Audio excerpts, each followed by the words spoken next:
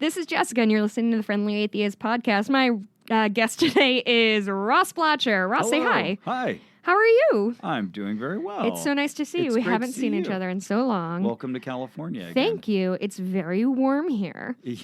Oh, okay. Yes. For us, this is cold, but Which compared is to where you come from. Buck wild. It's 65 degrees. If it was this all year round, I'd be literally in heaven. Anyway, weather talk over. We're actually in Ross's office is this Disney animation? Walt Disney Animation Studios. Could you get a little bit up on that mic for me? Walt Disney Animation Studios. It is super dope. He gave me a tour. We were talking about when we were going to record, and he's like, "Oh, if you want, you can come to my office." I was like, yes, that is what I want, actually. I've been fishing for an invitation for years. Finally. Yeah, I finally. get the hint. We just went out for Indian food. Yeah. It was amazing. This is a good day. Yeah, this has been a really fun day. So, Ross, you are perhaps known to our listeners for being the co-host of Oh No, Ross and Carrie. Yeah. Would you like to give us an overview of your podcast? Absolutely. So, I'm the Ross half of the equation. Okay, well. That's to be expected. Mm-hmm. My friend Carrie and I, we are both weirdos who enjoy putting ourselves in weird and uncomfortable situations involving extraordinary claims, alternative remedies, fringe science, paranormal, religion, cults, that sort of thing. So we go join so you don't have to, and we tell you all about it. I've probably been listening to Ona Ross and Carrie since 2012, maybe 2011. We were brand new. From the beginning. And it's one of my favorites because we were kind of just talking about it because you guys do a little more arcs more so now that there's, a 5 or 10 episode arc of we did this one thing, we're going to talk about it a lot. Yeah. And then this most recent episode was just like, you guys went to see a psychic and saw what weird shit she said. And it's just a fun mix of, we're going to test cancer research, and also we're going to go to a pet psychic and just see what's going on there. Yeah. Well, I mean, we try to define our podcast with a focus, but it's still such a wide range of things that we can do within that definition. Yeah, I think regular listeners of this podcast will, if they don't listen to your podcast, they know you as the person that I'm ignoring Hammett and texting because I'm like, Ross needs to know about this. He should go sign up for this dumb shit I want him to do. Excellent. Because you show up, so I don't have to personally. Yeah. Well, just in this last year, we've joined a Flat Earth group in Santa Monica, did some experiments with them. We drank our own urine. That was terrible. I was so upset by that. I'm so glad that's over with. I was so mad. I did ayahuasca. We talked about that earlier. Yeah. And stressful. survived. Again, stressful for me, which is the real moral of the story. I got to stop stressing you out. This was a busy year. Also, the Teal Swan. That was another one of our bigger investigations. Good. So I guess is there anything in the last... you've been doing this since 2011? Yeah. Is there anything that you would like to go back and revisit?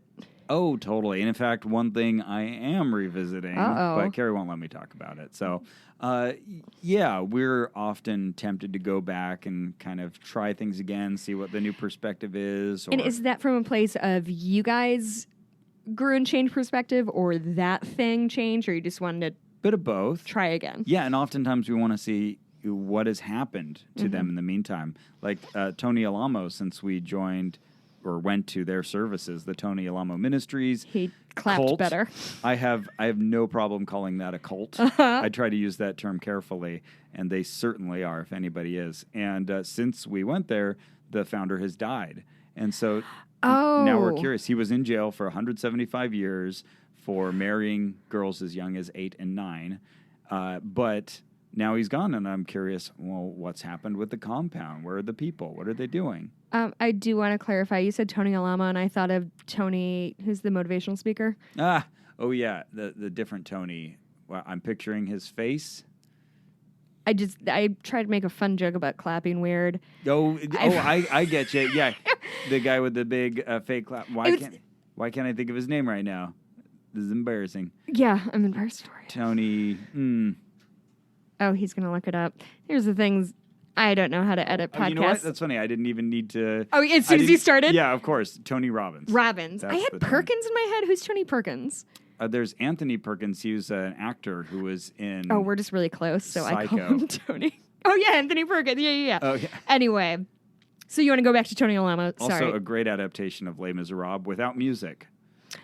Anthony Perkins played Inspector Javert. Really? Yeah, it was like in the mid-'80s. It was great. I should watch that. I read Ian that. Holm played what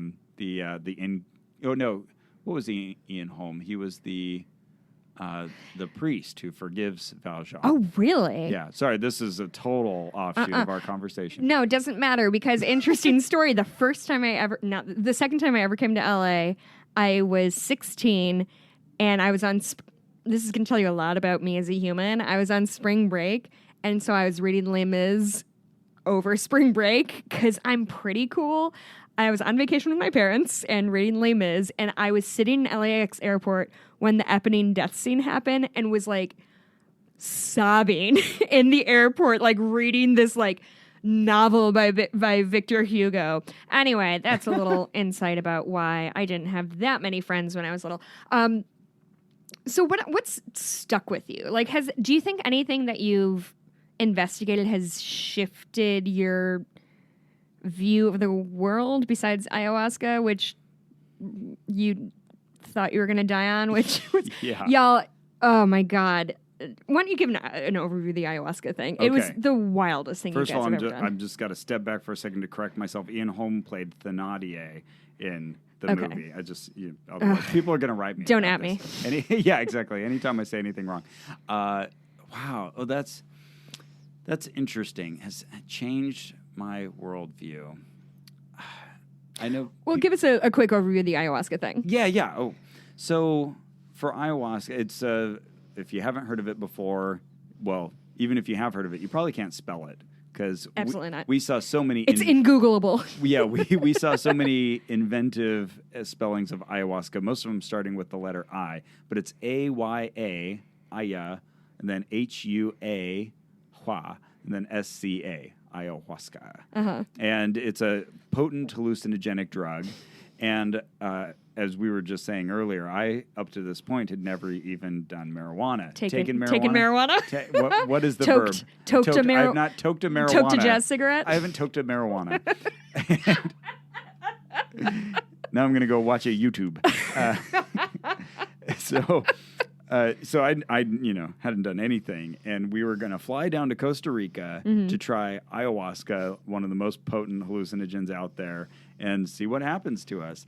And Carrie ended up not being able to take the substance itself because, it's a long story, which we tell at length in the podcast, but she took the tincture, which is tincture. Yes, beware. It's really more intense. Yeah. What is the definition of a tincture? Is it just? Oh, it's just synonym any for kind of mixture with things in it. So, but it was a homeopathic preparation. I was about to say, I thought there was homeopathy involved. So that's the important piece here, is that there was no active ingredient inside of it. Anyway. Well, I don't know if you've heard of science, but like cures like. I think Einstein said that. Oh, wow. Go ahead. All right. Yeah, we have an audience here. We don't need to explain that. No. God, I hope not. Yeah. They know homeopathy. They're smart. Right. No good. No bueno. Anyway, so we go down to Costa Rica, and for 4 nights, we get in this long building that they refer to as the flight deck, and there's 70 plus people there. And so we're all lined up in these white cots. It looks like something out of a suicide cult. It's very creepy looking when you're there. And there's images with occultic imagery. But you line up and you get this brew, which to me smelled and tasted kind of like earthy prune juice. Like you just took some prune juice and Jessica's face is scrunching up here. I don't know if prune juice is a cultural touch point that I've never smelled prune juice. If you mix some dirt and leaves into prune juice, you'd have something approaching what ayahuasca tastes like. Okay. But every night it was slightly different. And yeah, you take this and it takes like an hour and a half for it to start kicking in. Yeah, half an hour to an hour, maybe an hour and a half. For some people, they don't get an effect at all, which is totally weird. And didn't everybody wear white except for you? it was recommended that you do wear white, and a lot of people did. But yeah, we were not. Do you know why? For that. I think just the imagery of being spiritually open and pure. I don't know, something like that. Or so when you vomit under the influence of ayahuasca, you'll have something to remember it by. Yeah, so it's a hallucinogen that takes you, first of all, like it starts with just geometric patterns and interesting images, and everyone's going to have a slightly different experience, and you're going to have a different experience every time you do it. They're giving us different brews each time. But the pattern is essentially you start with something that's just kind of like nature, geometry, and they're playing trippy music that helps guide Ross made me listen to it on the way back from dinner. Yeah, you've got. I actually didn't hate it, if I'm being honest. Not bad, right? And then once it sets in, then you go into the depths and you get these pure emotions, either pure sadness or pure disgust or pure desolation, just something miserable. It finds whatever is the most miserable, horrible experience for you, and it puts you there for what feels like an interminable amount of time. I mean, to be fair, it is an interminable amount of time. It's you said it's 14 hours? Well, the ceremony itself, goes anywhere from, I think the shortest was maybe 10 hours. That's simply too long. Yeah, that's a long time. You're on this cot and you're puking. You hear people around you throwing up. What did they call the thing that you puked into? Oh, yeah, that was the... A buddy? In Spanish, it was the amigo. Oh, your amigo. Yeah. And they they know that it's coming. Like, I want to be very clear. It's not like sometimes people puke. They're like, here is... Everyone gets their own blue bucket and a roll of toilet paper. Because it's happening. Oh, and, of course, a blanket as well to wrap yourself in. But yeah, you get down to the depths and you're miserable and you lose sense of time. So you're just trapped in this netherworld, seeing hellish visions and being miserable or whatever it may be. So you hear people around you crying and puking, but you're wondering, why would anyone do this? But after that, then you come up out of it and you have this experience where everything makes sense and the world comes together and you're filled with elation and love for all things. Super euphoric. Yeah. Even then, all along the way, at least for me, and I've heard from other people too, it's hard to breathe. Like, breathing is no longer an involuntary act. So you have to intentionally just remember, breathe. And anyways, it's it's wild. But then you come out on the other side, and you've made all these connections, and every aphorism you've ever heard comes blazing to your head, and it's just amazing. Oh, I get it all now. Oh, I see. Okay, all these things connect. We're all connected. Everything's connected, and it's wonderful. And it's worth it? If you'd asked me up until the end of the third night, I would have said, everyone should do this. I would 100% recommend anybody. Listen to the whole thing. This story of Ross thinking he was literally going to die on ayahuasca is one of the most harrowing stories I've heard. And I'm sweating thinking about it. It was just my sympathy for you is so real. And especially because I think there was also a second, it was a terrible experience for you from what I could hear, but also the second layer on it of you weren't a true believer trying to find something. You were doing this for a dumb Your podcast isn't dumb. It's a wonderful podcast. You're doing it for a podcast. The scope of things, if you're dying. I've never been more scared in my life. It was... It was horrific, and I really did think I was dying. And I've never been someone who's particularly afraid of death. I don't think about it. But when I actually felt my body shutting down, I freaked the hell out. In hindsight, because it's not out of the realm of possibility that ayahuasca hurts people, right? Or people die in ayahuasca. Is it? It's not outside the realm of possibility. So in hindsight... It's not common, but enough people do it that there are ayahuasca deaths. So in hindsight, looking back, do you think you were in real physical danger, or do you think it was a especially bad trip? I would say my estimation of the danger level has dropped since then, but I would say it was still a very dangerous situation. I think my body was in a bad state that many people have said is sounds like serotonin syndrome, which can be super serious. Certain drugs, combinations of drugs can trigger it, and essentially it's organ failure, where your body overheats and the organs start shutting off. What if you died for this podcast? I mean, Not if, but when? I don't know. I can't speculate on that. I would feel too bad for my wife. I have to stay alive just for her and my son. She was not happy with me after the ayahuasca situation. No, I've sworn off of hard drugs. Oh, good for you. As a promise to her. You're not going to do a marijuana? I might still take a marijuana. Well, and it's interesting because it's not like you, like, and I've smoked pot. Like, I have never done anything stronger than that. Like, my friends in college used to, like, do shrooms. I know a ton of people. But you didn't have, like, a frame of comparison? Nope.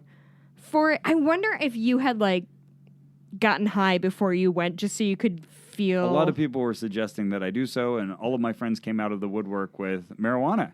Oh, hey, look what we've got. Congratulations. You want to try it? You can try it. Well, thank you. I'm glad to know I have this support network in place. Oh, my God, so brave of them. So a pattern I noticed... I wasn't texting somebody, I was taking notes. I just wanted you to know that. A pattern I noticed in a lot of your experiments is, in the ayahuasca one for sure, but in other ones, of white people appropriating various cultures. Mm-hmm. Can you speak to that a little bit? Because I feel like it's a pattern of, like, white people donning whether it's Middle Eastern or any kind of, or like Native American. Is that a pattern you see, or is that just something I've kind of made up? Yeah, it's a form of spiritual tourism. Mm-hmm. And, there's a lot of white people generally can afford to go try these different things. And yeah, on one hand, it's hard to fault them. They want to experience other cultures. Mm-hmm. But then when you get a bunch of them in aggregate, it does look funny. And in this case, we had a bunch of white shamans, and we talked about that on the podcast. So what does that mean? And, what is the process? And how do the indigenous peoples feel about that? We're not the ones to judge that, though. So, right. It's hard for me to say as yet another white person. So I want to talk about flat Earth. It's one of my favorite things to talk to people about because... Unless they believe it, and then it's a no, frustrating absolutely conversation. Not. I've never met a real flat earther. I think really? That would suck the fun right out of it. I have so many flat Earth friends now. Well, I think we kind of live different lives in some respects, Ross. Fair. But I actually talked to people about, like, what it was inspired by you guys' episode of just like, did you know there was, like, we've talked about it on the podcast a couple times, and I just find it to be a really fun, weird, like, thing to bring up over drinks. Like, did you guys know flat Earth is a thing now? Right. And I've had at least 2 people text me, because I'll say, like, this is what they believe, and it's a dome, or it's this thing, or it's all the pilots are in on it.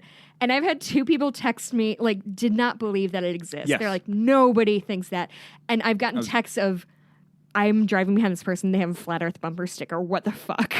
Yeah. I was going to say that always is the first question people have is, are they serious, though? They don't really think that. Super are. No, I assure you, they believe it. They believe the Earth is flat.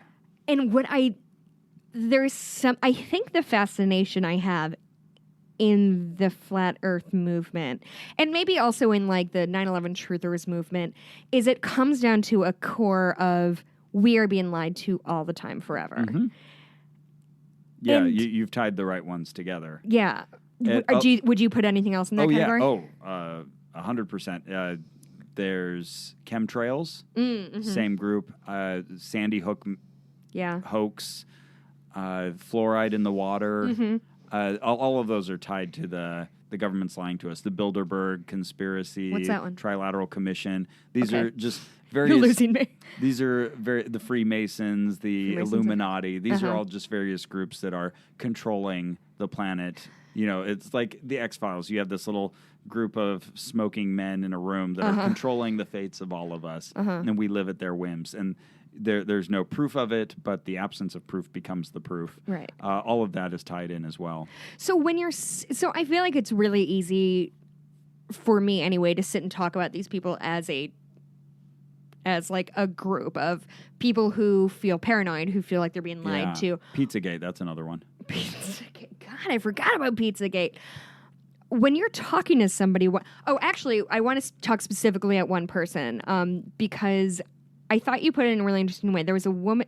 So y'all did I'm sorry, I'm really trying to tie some strings together. So you did an experiment over the Salton Sea? The Salton Sea. the largest inland lake in California. And it was essentially, the idea was the size of it. Why don't you describe it instead of me relaying from what I remember from your podcast? It's just a gigantic lake that satisfies some of the qualifications that they had made in my conversations with the... And this is in the spirit of proving or disproving whether the Earth is flat. Right. And so I wanted to give them the best case scenario, this group in Santa Monica that I had been meeting with, and they had mentioned, well, a lot of the effects that look like a curvature in the Earth is just tides or something like that, which, oh boy, try to ask them where tides come from. There's a fun conversation because a lot of them don't believe the moon is real. Anyways, so... Wait. Yep. Okay.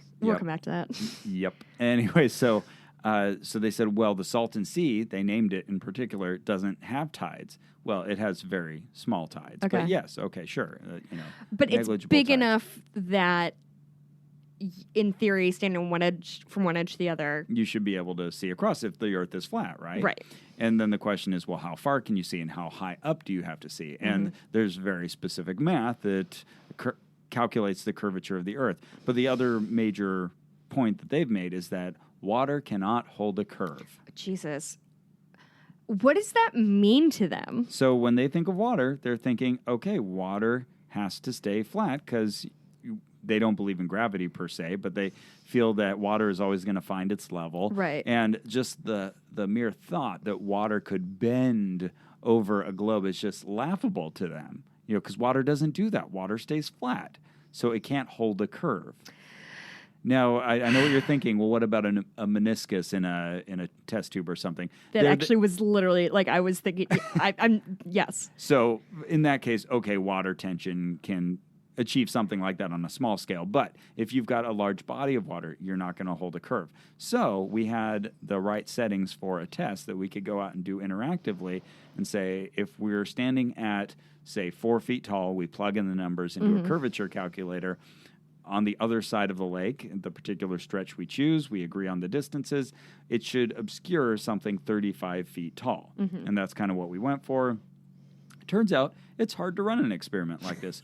We were trying to do it on the cheap, not only because we're a volunteer organization. This is the Independent Investigations Group. I've been a member of many years, and we were doing it with them.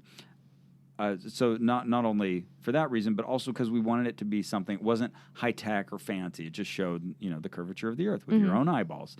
So we built this complicated rig with balloons that lifted up and held up a sign, and it was hard to get it working. Or was lasers the second iteration? Lasers came later, yeah. Okay. So anyways, there was a lot of heat distortion on the water even early in the day, and things weren't working out the way that they should because it's hard. It's really hard to run a test like that. Yeah. But the National Geographic came along and they shot footage, and there's their own of you guys, or just in a different of us of that test, a very edited down version that only showed the second test, but that's on National Geographic. I didn't know that. I'll have to pretty fun. Look for that. Yeah, I can show you a clip later. Okay.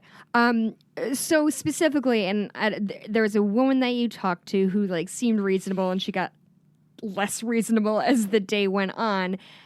I don't know if you remember who I'm talking. All I remember is you kind of relaying these conversations, these debates that you would have with this woman. Oh, yeah. And I remember well.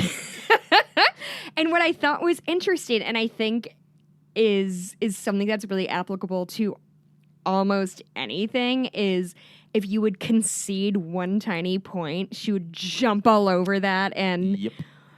But she would never hold herself to the same exactly. standards.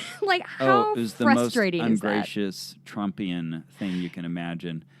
And doesn't it make everybody involved in that conversation less intellectually honest? Yeah. Oh, absolutely. Because then if you cede any ground to truth or honesty or just fair play, yeah, she'll take advantage of that. Sydney is her name. And I'm generally considered to be a very patient person. Yes. And I can talk to people with extraordinary beliefs for a long time. But she has a set of beliefs where she questions underlying reality itself. She believes in the Mandela effect to such an extent that Like we all have heard of the Mandela effect, where we collectively remember something that never happened. The name comes from Nelson Mandela having died in prison. Everyone remembers him dying in prison, but then he shows up later. Wait, what? No, we remember seeing his funeral. What? Which is wild because I don't remember that. I do. My favorite iteration of that one is the Berenstain Bears. Oh, Berenstain Bears. Yeah, that everyone remembers it being Berenstain, but it's Berenstain. It's always and so been the idea is somebody went back and edited the past, but missed something. So most of us can look at those kinds of occurrences. The other one is Shazam, the movie starring Sinbad. Yeah, and not we can Kazam, the movie starring Shaq. Right, and we can say, "Oh, that's funny. I had this memory. You had the same memory. We were wrong." Right. That's the end of the story. For her and some of the other flat earthers I met, that's not it. Their memory can't be wrong. Somehow that can't be changed. And so reality has to have changed. And I can only speculate as to, who or what is making these changes, but it seems to be someone malicious messing with them. And the fact that is a more logical reality than I misremember. Because you couldn't find a starker example of Occam's razor not being used. Yeah. This is Occam's beard.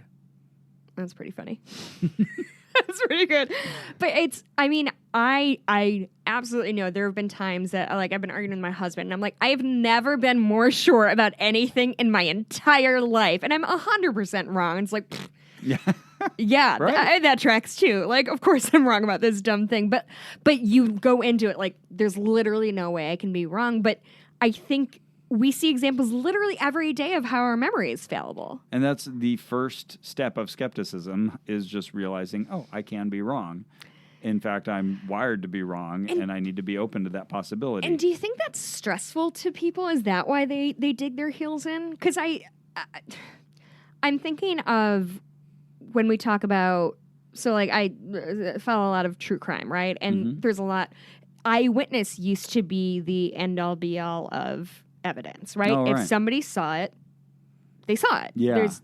But now we know memories are fucked, and it's a horrible way to make convictions. It's one of the worst ways to make it in convictions. Yeah. Not to mention lie detector tests. Lie detector tests. Have you guys done a lie detector? Yeah, we did one of voice polygraph. Oh, yeah. We tried to go to an actual lie detector test administrator. They charge a lot of money.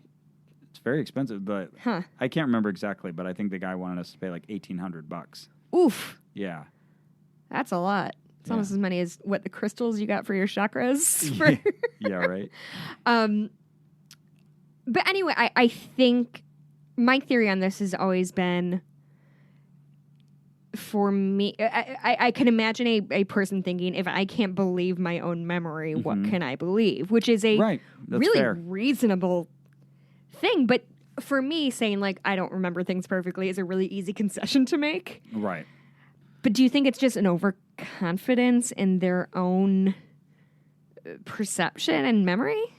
Yeah, I think it's that, and I think it's a result of them not understanding how memory works. They think of it as like a videotape or a computer or whatever the piece of technology is that you want to tie to memory. But it's an important lesson to learn that that's not how memory works. Our brains kind of confabulate and recreate everything every time we remember it, and our brains pull from society, from movies we've seen, from experiences we've had, and just our own power of invention. Yeah. I always think of the fact that we can dream. And every night your brain puts on this amazing theater for you, and you see all these crazy things that you've maybe never seen before, or combined with things that you have. Your brain can do that. It's a simulation machine. Yeah. Our brains can do a lot of really cool stuff. They also mess up a lot. Yeah, and so for this person, they've just staked their claim and decided, nope, if I think it's true, it has to be. And you're all messing with me. But it's self-defeating, because all you have to say to that is, oh, well, I remember it differently. Then what do? You're at an impasse. There's no way to resolve that unless you can go to something objective. But isn't there also an element of they think you're lying?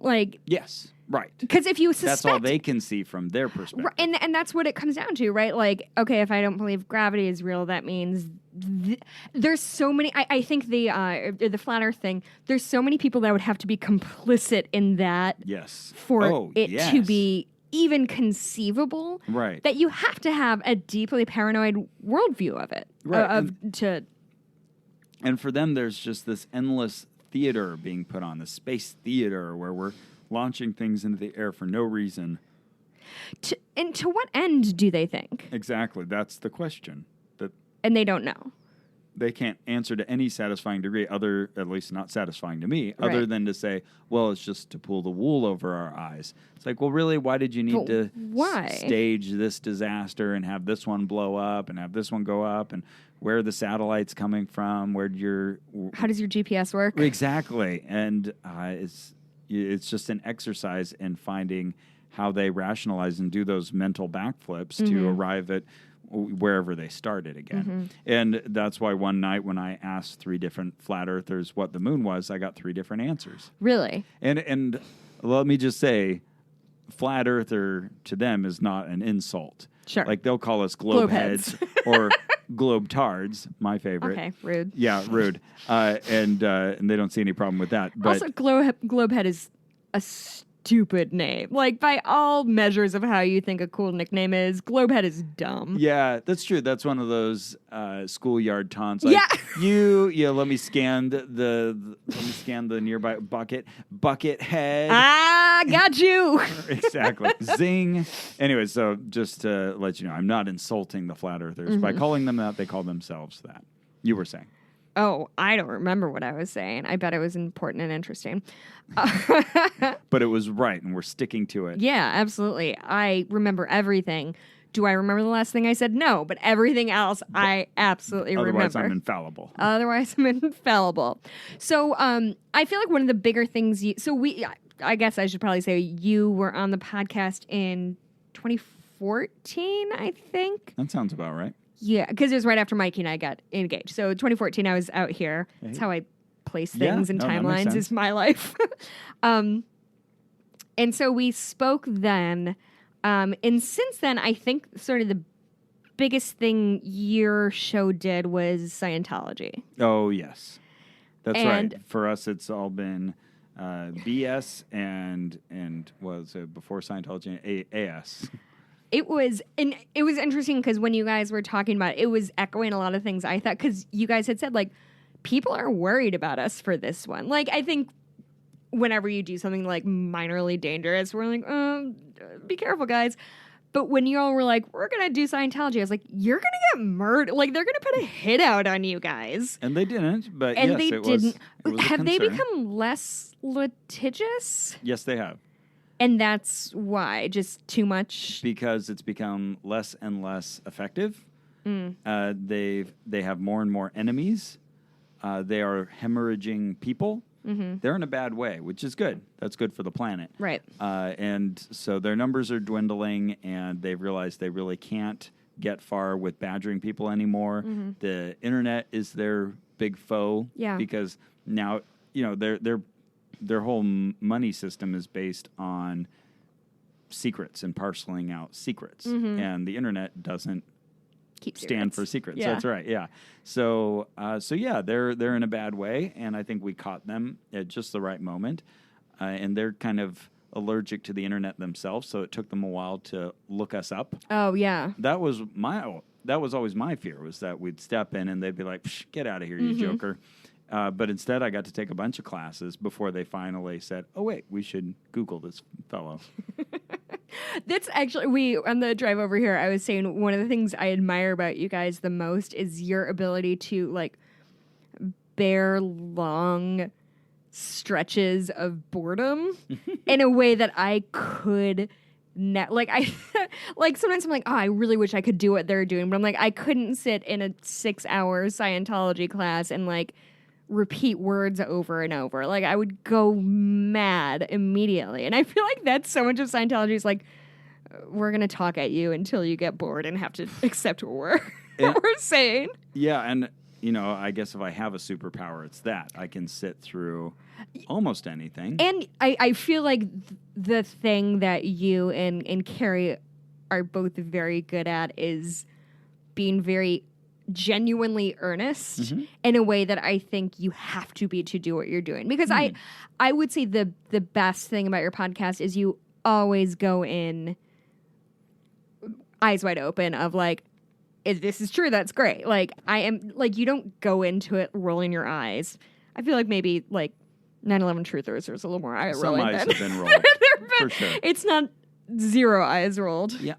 I'll say even for flat Earth, my brain could go to a place where it would see through their eyes and see the world that way and be like, oh, I get where they're coming from. Cool. All right, let me consider it. I think I was genuinely open to the possibility, as much as I already had my understanding of why the world is round. Right. So, with Scientology, I did go in knowing a fair amount about Scientology, but saying, yeah, well, if it wins me over, it wins me over. And that's fine. There's never going to be any bad result of seeking after truth. Right. Because either you find out you were right and now you just know it a little better.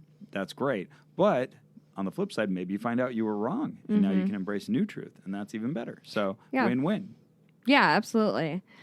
So when does you guys got deep into Scientology? It seemed pretty far. I mean, like we didn't get on the bridge, but hard. We took quite a few classes. We spent a lot of time. We went to various events and locations because they're all over L.A. We picked the right place to live for this podcast as well, and so we got to do a lot before they put the kibosh on it, and we hadn't published any Scientology episodes until we were until you're done. Yeah, and even then, I still went to some things and got kicked out, and that's a fun story as well. Yeah. Last time we spent time together, we had dinner, and I remember talking about.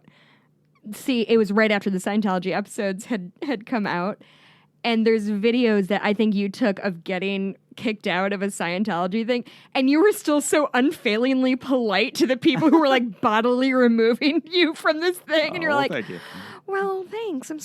Thank you for your time, you guys. Like, it was just so sweet and kind. It was really fun to listen to.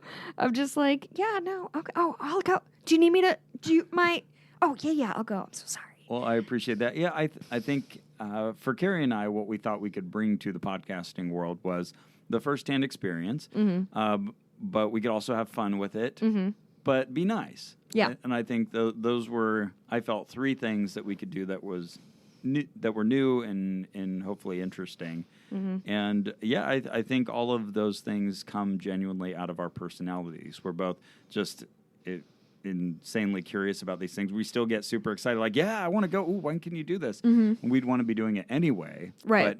But it's a good thing I have the excuse of the podcast, or my wife would have none of this. And then, I think we both want to naturally respect people and see the best in them and connect with them as other humans. So usually we manage to do that and make friends with the people themselves. It's very rare that we have kind of a skirmish with the people. It's happened, but yeah. So one of the things that you guys do, and it's not super frequent, but it's happened that you've joined X thing. It happened with Mormon Church. It happened with a thing all I remember is you guys emotionally recharged a battery on top of a hill. Atheist Society. Thank you. Yeah. No, Did I get that? Did I get the broad strokes of that? Exactly right. You're charging a battery with your prayer energy. And it was a literal battery, wasn't it? But don't open it up or look at it. Just trust it all works. It's like an e-meter. And after the episodes came out, people would hear it and want to come on and talk to you guys. That is my greatest fear of, I don't know, I would feel, even if I said nothing that I was, if I stood behind everything I said, which I think confronting, so I'm very non-confrontational, so, and not that it was a confrontational confrontation, but how does it feel to talk to people who, have heard you discuss their religion in a way that, while not pejorative, was definitely well, we were standing on top of a hill charging a battery. Yeah. What was that? For me, those are the episodes. Those might be my favorite episodes or the ones I'm most proud of. But at the same time, that's incredibly hard Because when you're talking about your candid thoughts about this experience and what you were thinking, what was going on inside your little head, or on reflection, are not intended for those people. You're talking to everybody else who's already kind of on the same wavelength as you.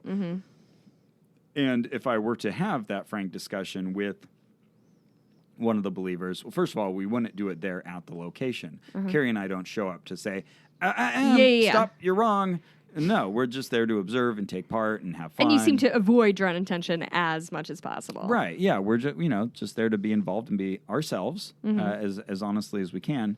But, yeah, then if I was to have a conversation, though, outside of that setting with one of those people, I would be honest, but I would start from a different starting point. Oh, okay. And on the podcast, you don't get to do that. Sure. You're speaking to an audience, and you don't get to customize your language in a way that's still truthful, but it's starting from whatever you can share as a foundation and working your way towards the critique, maybe. And so, yeah, those are incredibly tough situations. I think another one of Carrie's and my superpowers is that we both relish a good uncomfortable situation. Oh, you guys are so good at it. At a certain point, it flips over to being entertaining just to observe the social dynamics and what's happening. And so we can get the hard sales pitch for buying crystals to protect me from sexual allegations. Yeah, good luck with that. Or to get the hard pitch from the Scientologist and just sort of enjoy the dynamics of, wow, you're saying this and you're expecting me to respond this way, but I'm not going to. That's fascinating. So in that moment, that conversation, it's awkward, but it's also kind of delightful. Although today, literally, you released an episode this morning that you guys went to see a psychic, and you could not bring yourself, the psychic would say, is this thing true, yes or no? And you're like, you couldn't say no, even if it was patently untrue. Right. Well, because now I have to search myself. Well, maybe it is true on some, I don't want to dismiss that completely. But isn't that such an element of, I'm going to think really hard how to piece what this person said to me. Make it work. Yeah, to make it work. And you're working so hard at it. Yeah. Or at least, if I'm being forced to do it within 2 seconds, I don't have time to process. So I make silly noises. And then she just moved on? I guess so, yeah. She steamrolled over me. Yay. So I want to talk a little bit about it seems like you guys won't lie about who you are or why you're there if somebody asks you point blank. Oh, of course, yeah. But you're not going in and saying hello, it's us, the heroes of Ono, Ross, and Carrie. Right, lies by omission. Yeah. We're there to have the experience, and that's tricky because, yes, I am there observing, and I'm aware on some level that I will be telling other people about this later. Right. I think I've become more aware of that over time than I was when we first started. But on the other hand, like you said, we do go in with the honest intention of wanting to understand better and maybe incorporate these ideas if it checks out. So it's a weird position to be in. So we have a track record, and obviously we have poo-pooed, quote unquote, a number of different ideas. So one could say, oh, well, you're just coming in to negate what we have to say. Right. But we do want to just hear it from their mouths, and we don't want to hear the version of it that they're giving to the critical podcasters. Sure. Or just journalists in general. We want to hear the same version they'd give to anybody. Yeah, you don't want the defensive version of it. Yes. You want That's very well said. Yeah. But it's interesting because I feel like, and maybe this is a false observation, I feel like y'all used to use fake names more than you do now. I've used fake names precisely twice. Really? Oh, I thought it was more frequently than that. Or maybe No. Carrie just used to use a different last name or something. Why did you use your real name for Scientology? Well, what were you doing, Ross? Yeah. They have your address. Yeah, they have my address. It's funny, recently... Oh, Scientology, it's just never ending. And people don't get tired of it either. No one ever complains and says, stop releasing Scientology No, I'll listen to it episodes. for the rest of my life. But there's just always these ongoing interactions. And I ran into one at the mall recently, and I took my son up to talk to her. And we had a whole nice conversation. I thought, later on when you turn in the slip mentioning my name, you're going to have to explain yourself. But she got my son's name wrong. And we gave her his real name. And she just wrote it down completely wrong. And First name or last name? First name. Yeah. But so every now and then, it's so funny. Like they finally took me off the mailing list. They first took me off the email list. But every now and then, I'll just get a stray text from a desperate Scientologist who wants to get extra credit for, or any credit for having contacted someone. Well, and a few weeks ago, you interviewed somebody who left Scientology partly because he discovered your podcast. That had to feel pretty good. Oh, my goodness. Yeah, that's a huge honor. But didn't he say you guys were like on the non-starter list? Gallery. The Rogues Gallery. Yeah. Oh, what a dope name. Oh, I can't tell you how proud we are of this. And it's funny, at the same time, I am a people pleaser. I like to make friends. I like to be on everybody's good side. I want to find the good in everybody.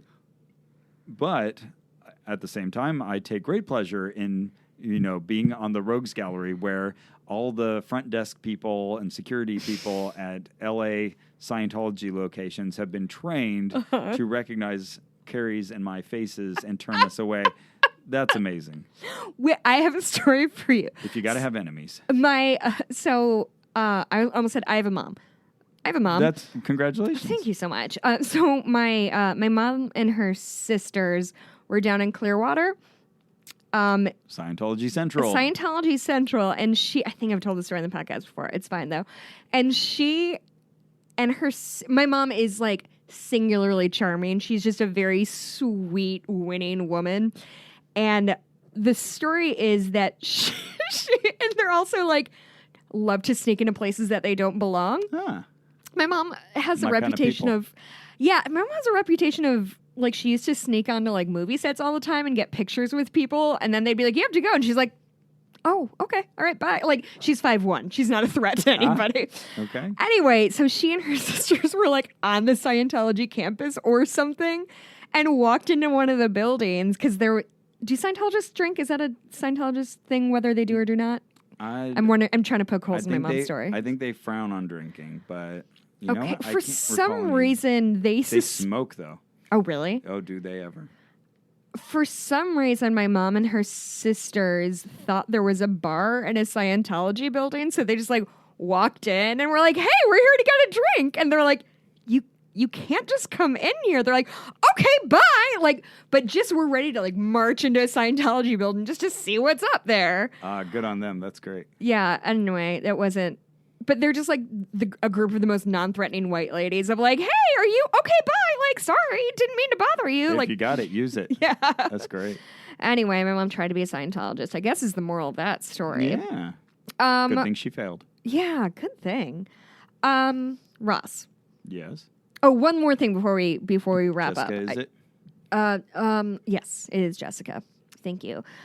Thank you for remembering that. Stupid. I know you're doing a bit from your... Anyway. We're in your office right now. Yes. Your work office, which is dope as hell. I really like it a lot. Thank you. I've collected many cool things over the years. Yeah, it's very cool. This has been a fun experience for me. A lot of your experiments lead you to bring shit into work with you. Like Fair. Weird shakes. Uh-huh. Or belts that make your abs flex, question mark? I don't know. I remember you guys wore those? Definitely tense up those muscles. Uh-huh. Yeah, flex belt. Oh, so I was... That's what it's called, yeah. Almost there. Right word. You can tell I'm in marketing. What do people around here think of that? We say this as I'm sitting next to a haunted doll. Oh, I was actually going to bring that up, but I didn't want to like spoil well, your, I appreciate that. your new Very thing. Yeah, I mean, of you. Mm-hmm. When's this episode coming out? Who knows? Okay, so it could be whenever. Who knows? Well, Carrie is always closer to the chest with our investigations than I am. But yeah, my coworkers are, I think, amused and entertained by my side adventures. And yeah, sometimes it's something that requires me to keep up a diet or a daily regimen, and so it just becomes part of my work life. In this case, keeping a haunted doll purchased on eBay staring at me from between my monitors. He's the worst. She. I'm sorry, I didn't mean to misgender. It's a she. Oh, I'm sorry. Apparently. Kelsey, shall we activate her? Yeah. Okay. She's the pits. This is the only one that makes noises. Oh, she's doing the one eye thing. Oh, yeah, one eye blinking. What is that? She's a fucking nightmare thing. I think the creepiest looking of the dolls, even though this she is has the only no one I've hair. She's seen. a baby. So she laughed, and then her eyes blinked. You could probably hear that weird clicking. I blinked. So she was just like winking at me in the worst possible way. And what was her... Would you like to let us know what her special powers are? So wait, for those of you who don't know, there is a subsection of eBay where they sell haunted dolls. And so it's like literal... This is just like... This looks like any doll you can pick up at a store. Not at Toys R Us. They're closed now. Which the original seller probably did. Almost certainly. And then they sell them, and then they give sometimes, and we talked about this before. Ross hasn't listened to it, but listened to these episodes about my brother, and me. They do a whole haunted doll watch where they read these eBay. That's amazing. It's hysterical. I gotta listen to this. And but some of them are so long and in depth and tell the story about like, Elise was a 6-year-old girl who died of pneumonia in the 1890s, and she's a playful spirit. She's inhabited this doll. It's so horrifying. But they're really self-serious, I think. Like, you think they're very earnest, right? I mean, it's up to the creativity of whoever's writing this. And sometimes you feel they are more or less serious. This one was one of the less interesting descriptions, but it does say, she can cause her doll to giggle on her own. Which would be a fucking nightmare. Imagine if I'm going to leave here and you're going to be alone in this office, and what if she just starts laughing at you? Oh, I would love that. Hello, There's Ross. nothing I would appreciate more. It's me, Kelsey. That would be fantastic. No, I'd live for nothing more than that. Her energy is playful and fun. She loves to be taken places. I have heard footsteps, giggles, and felt her brush past me. Fuck that shit. Absolutely. Like, I don't believe in any of that. I don't want that shit anywhere near me. I have the intellectual capability to both not believe in ghosts and be terrified of ghosts. Yeah, It's something I'm very proud of, and it's gotten me far in life. It's the wonders of a human brain. So my favorite clause is always, per eBay's rules, this item is for entertainment purposes only. Any paranormal activity associated with the item is out of my control. You are purchasing the physical dolls. But wink, wink, wink, we wink. know. Yeah, right, exactly. We know you're getting Kelsey. After not in this case, but in other ones, they've gone on for 3 pages about how this is verified paranormal activity. It's so wild. And, how did you pick the ones you got? On appearance and price and mainly story. Sure. I'm rating the story, is it interesting? This one made noises. I was like, oh, that's good. Uh-huh. Yeah. That's pretty horrifying. And the noise, as our listeners heard, are singularly awful. They're very, very terrible noises. Okay. All right. I have taken up so much of your time. You've been so generous with your time and your office. He gave me a super cool... Oh, I did that VR thing? Yeah, you got to try VR for the first time. Yeah, it was... What was the... Not any VR. She got to see Cycles. And is that out? Is that something... It's not out to the general public yet. So you got to leg up on everybody. Let me tell you, I cried in front of some strangers today. Yeah, that's right. That's what we do at Disney Animation. We make grown people cry. Yeah, it's a lot for me.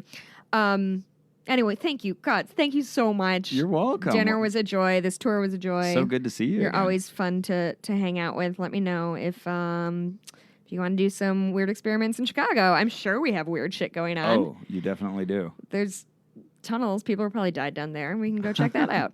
Anyway, Ross, where can people find your podcast? It's onopodcast.com or our podcast family home, MaximumFun.org. Yep. And we are on Twitter at OhnoPodcast, Mm-hmm. OHNO, and you know how to spell podcast. And on Facebook at Facebook.com/ONRAC, ONRAC, which coincidentally stands for Oh No, Ross and Carrie. Mm-hmm. Didn't you say some people didn't know that ONRAC stood? We still get an email, I don't know, once a month, someone saying like, oh my goodness, I get it. I always wondered why you said ONRAC. Stands for Oh No, Ross and Carrie. Wow. Yep. Geniuses, all of us. Hey, it's just one little revelation at a time. That's how we get through life. Yeah. All right, Ross, thank you so much. I'll see you in another couple of years when I latch onto my husband's business trip to Pasadena. Looking forward to it. Thanks, Ross. Thank you.